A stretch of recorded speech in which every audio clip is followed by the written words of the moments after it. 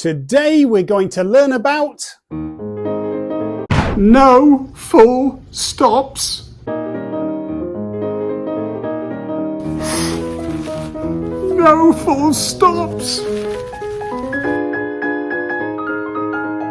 No full stop.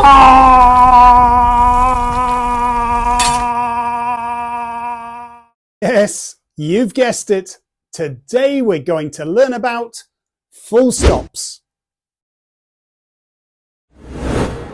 Before we start, just to be clear, if you're in a country that uses UK English, like England or Australia, this punctuation mark is called a full stop. But in the US and Canada, they prefer to call it a period. So why is this little dot so important? Why do teachers get so frustrated when you forget to use one? Well, to understand that, let's go back in time to ancient Greece. Back then, writing looked very different. No spaces, no punctuation, no lowercase letters. It would have looked a bit like this. But in ancient Greek, not English. Luckily, a librarian,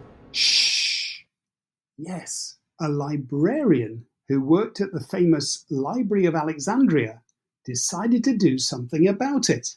His name was Aristophanes of Byzantium, and he introduced punctuation marks to help people read out loud more easily.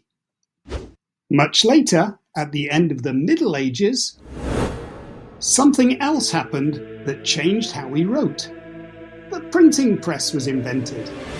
Books no longer needed to be copied by hand, and punctuation became standard for the first time.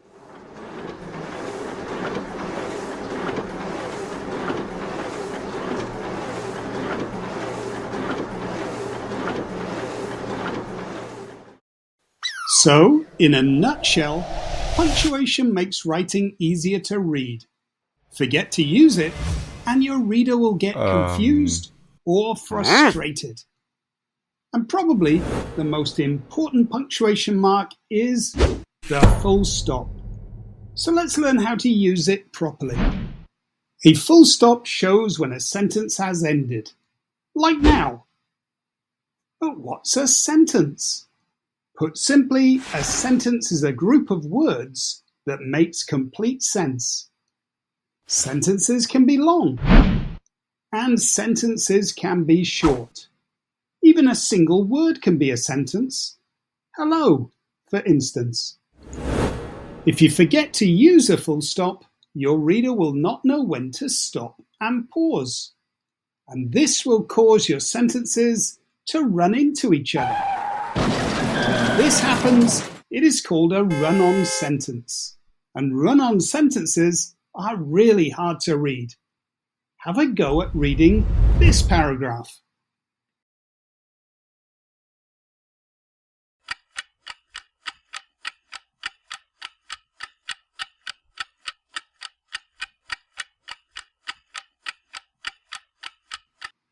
And now, look what happens when I add the full stops.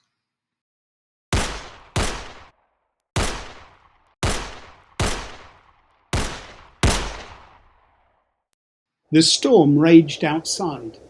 The windows shook. The trees bent almost in half. The dog whimpered under the table. The candle flickered, then went out. The house was plunged into darkness.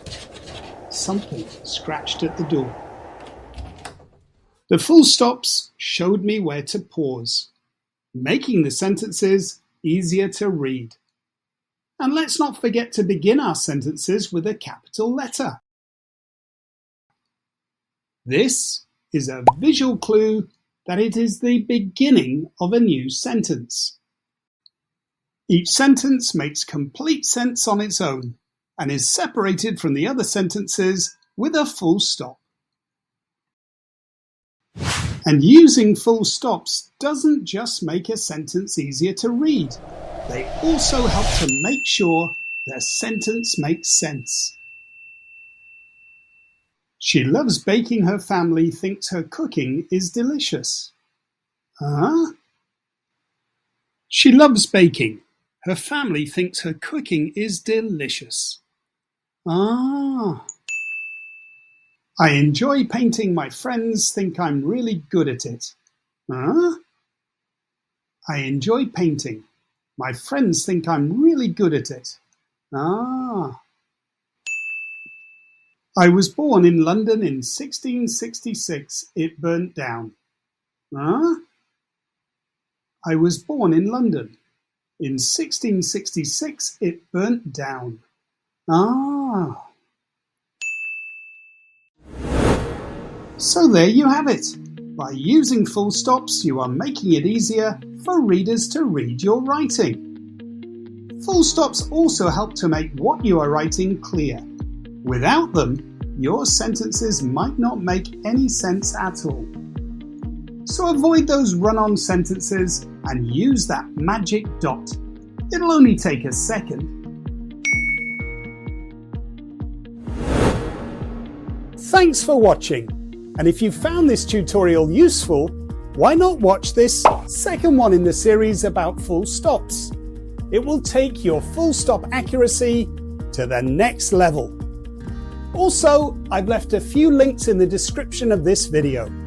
They'll give you a chance to practice your full stop skills. Bye for now.